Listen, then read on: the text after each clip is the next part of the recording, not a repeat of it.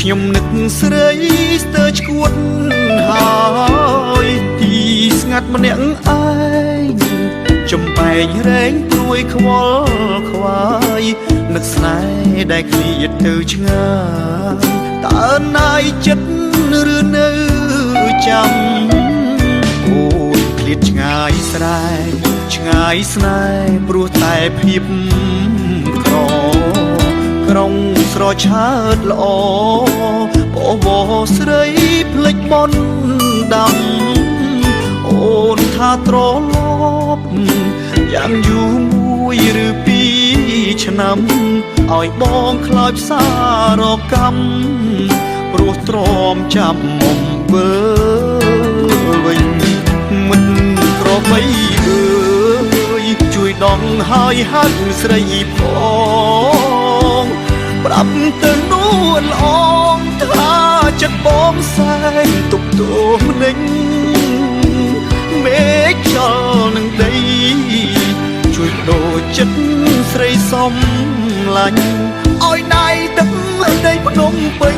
ស្រុកស្រែមិនចាញ់ក្រុងទេជីវ៉ាមកក្របីនឹកស្រីធ្លាប់ជិះលើខ្នងធ្លាប់ច្រៀងឆ្លើយឆ្លងសាសងពីសាសនាហាទុំច្រើនរដូវតើពៅសុខទុកយ៉ាងណា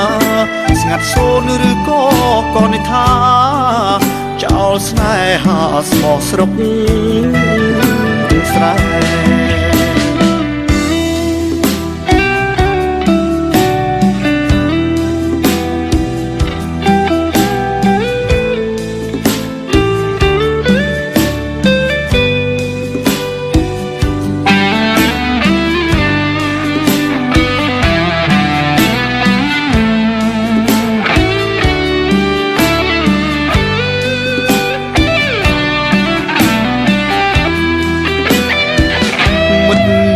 បីអើ